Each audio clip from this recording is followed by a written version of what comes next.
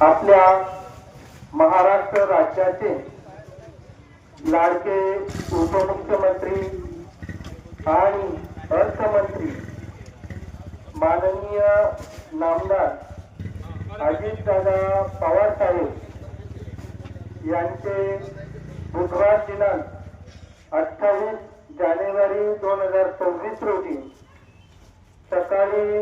विमान दुर्घटनेत दुःखद निधन झाले।